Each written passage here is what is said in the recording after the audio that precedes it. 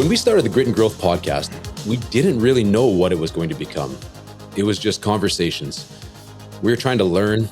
We were trying to understand what actually matters in sport and in life. And I think early on, I expected that we would come out of this with final answers, maybe some clear direction, definitely more certainty.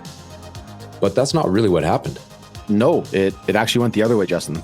The more people we talked to, the more we realized how much we didn't know.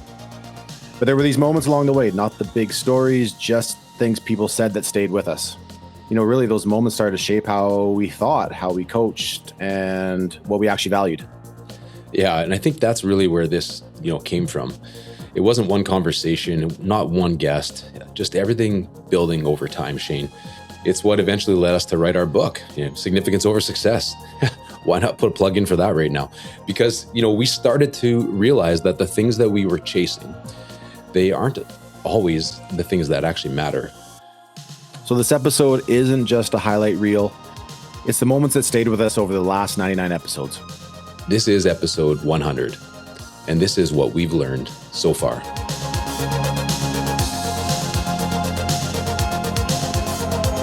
This is Mano Watsa, a basketball coach and program visionary who's actively developing athletes and coaches through Point Guard college camps. And the impact of his work? It's global. He's influenced how young basketball players are developed all over the world. This was an episode that, I was a little nervous going into it. Mano and Point Guard College have deeply impacted my coaching journey, and I have a ton of respect for Mano. And honestly, his ideas, methods made me stop and think. It's a different way of seeing things and what we think about development and leadership. And the way he explained this, it really sticks with you. Yeah. Here's what he said.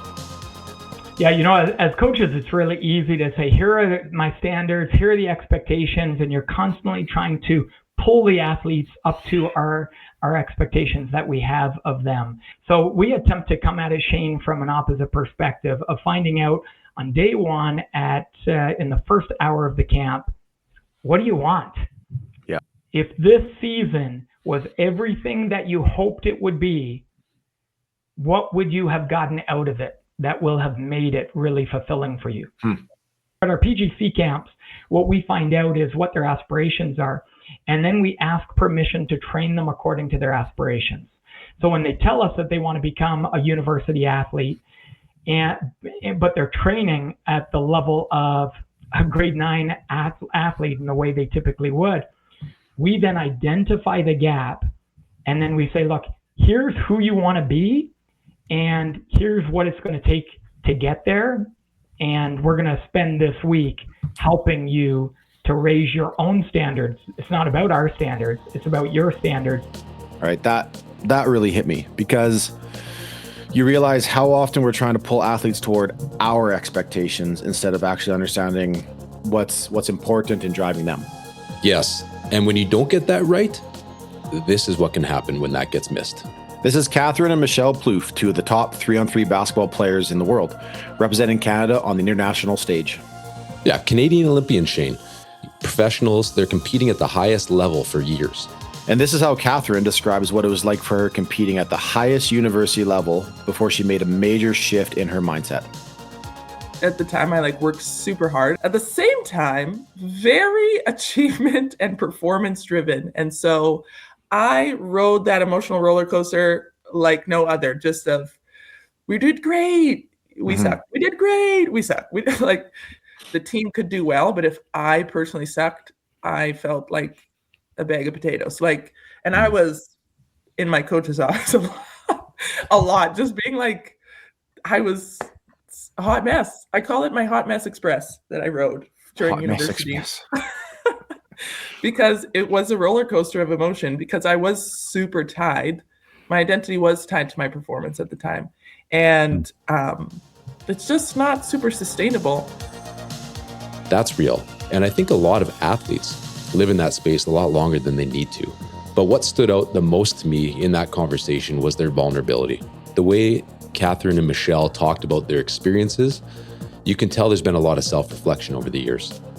And now they've become role models, right? Not just through how they play, but through how they're showing up and coaching young athletes today. So my question really becomes, how do you actually get out of that? Well, and I found myself listening to the two of them talk about their experiences and what they were wrestling through. I could identify with them so much just from my own college playing experiences, where my identity, just like them, gets tied to performance like that. You're just riding that wave, that high all the time, and it just becomes too much eventually. Yeah, the hot mess express. Hot mess express. This is Dr. Rob Bell, a sports psychology coach who's worked with professional athletes, Olympians, and teams at the highest level. Can I even say like a caddy in the PGA Tour? Oh, Rob's episode is full of so like how many great one-liners to take away just to help you with like anything you're working on in leadership, your daily goals, all those sorts of things. But his focus in our conversation was really simple: helping athletes handle pressure and building something that lasts. And this is something that Dr. Bell kept coming back to. Because I'm always just get back to like the will to prepare has to be greater than the will to win. And these are the skills then that last way beyond when sport's going to be over. But I think the earlier you can implement them, man, the better they're going to be at handling, the tough adversity situations like later on. So it connects who we are with who we're going to become. It only takes one. It takes one play to turn everything around. We just don't know when that's coming. That's such a steadying idea. When you shift your focus to preparation, it can take you off that roller coaster a bit. Mm-hmm. And then you listen to this conversation. This was one of my favorite interviews we've done. Yeah, because now the challenge isn't just internal anymore. It's what happens when the entire system around you isn't fair. This is Becky Scott, a Canadian Olympic gold and silver medalist in cross-country skiing. And during her career, she was competing on an uneven playing field. Athletes ahead of her were doping, and it took years before that truth came out. And eventually she was vindicated. That bronze medal became a gold medal. But what she went through to get there... This is how she describes that time and what it felt like competing in that environment. I think particularly because I wasn't necessarily a naturally talented athlete. I didn't have this great pool of athletic talent that I was drawing on. It really was about how much I wanted to keep going. And that really sparked in me, I think, this profound sense of injustice because we were trying so hard. The sport was already so difficult. It was already so challenging to get to any measure of success. And here it was confirmed that people were absolutely cheating and doping. And that's why they were successful. That was really powerful. And honestly, that's just a small part of what Becky shared with us. Yeah, there was so much more in that conversation. The stories, the challenges, what she had to navigate behind the scenes. And it makes you think about the kind of environments we're creating. Hey everyone, check out our new book, Significance Over Success, packed with real stories, reflections, and lessons on what it truly means to grow with purpose.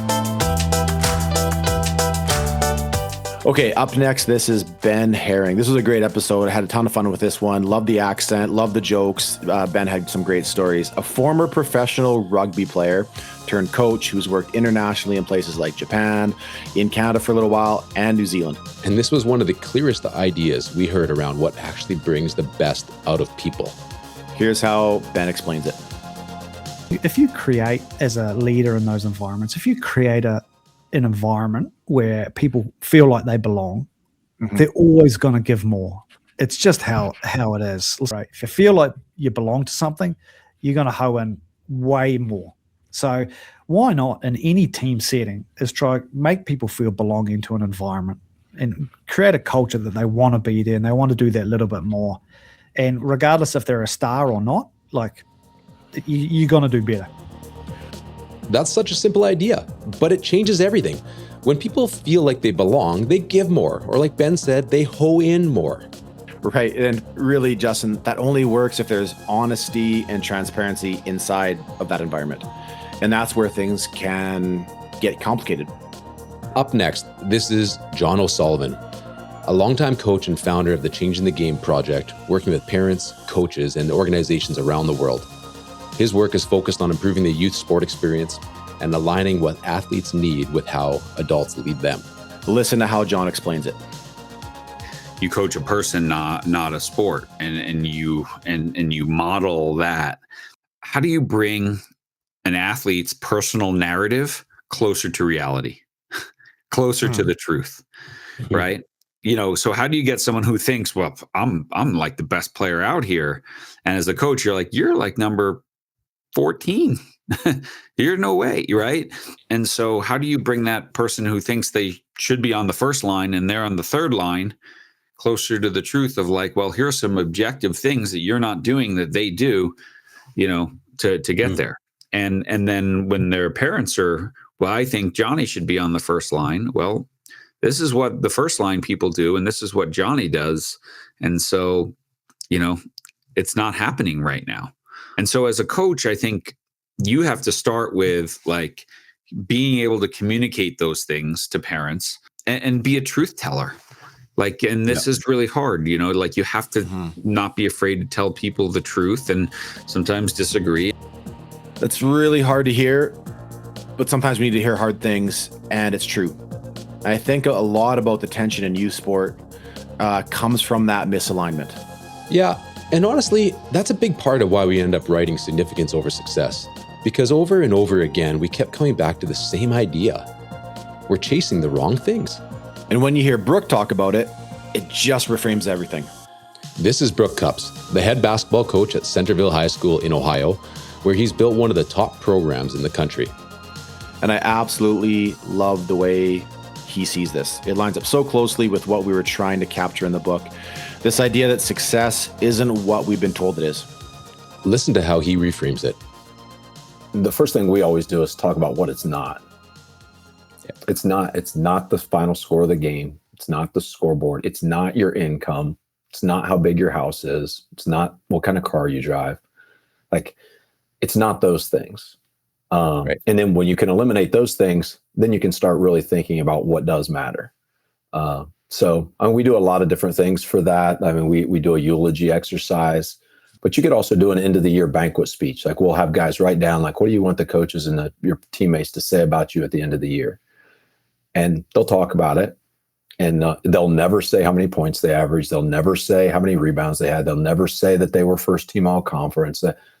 They'll talk about how they treated people, how they approached their work, how they persevered when things were hard. They talk about the right stuff. And so that's the score that matters. And that changes how you see things, not just in sport, but in how you carry yourself every single day. And when you start to live that out, it shows up in ways that you can't fake. And I think this is where it all comes together. Yes. Finally, we wanted to share part of our conversation with Angus Reid, a former CFL offensive lineman, two-time Grey Cup champion, and now a coach, speaker, and mentor who spent years helping athletes and teams understand what it actually takes to perform and to grow. And what stands out with Angus after all his experience as a player, as a coach, as a leader, is how he simplifies things. After everything he's been through, everything he's learned, he comes back to something really clear. Did you bring your best? Right. Are you proud of yourself? Are you proud of yourself? Yes. Because beautiful. And I'm telling you, that's a magic question for kids and a magic statement to tell them. Whether you guys are coaching hockey or basketball or football, when they do something in the field, I now run up to them and I show them what they did. See what you just did right there? You should be very proud of yourself. Irrelevant of anything else that's going on. You got to be proud of what you've done. And you know why. Yeah, coach. And they feel good. I'm going, you need to learn to be proud of your own work without the world telling you it was good or bad. You need to know this. And so, was it your best? Are you proud of yourself? So when you look back on all this, the last 99 episodes, all the different wonderful guests we have, something that we always come back to is that we are operating according to the wrong scorecard. It's not really about wins or results. It's about who are you becoming through it all. Yeah, and I think that's what kept showing up for us, right, Shane? It didn't matter who. There were different people. They came from different sports or even sectors. They had different experiences, but the same ideas were underneath all of it.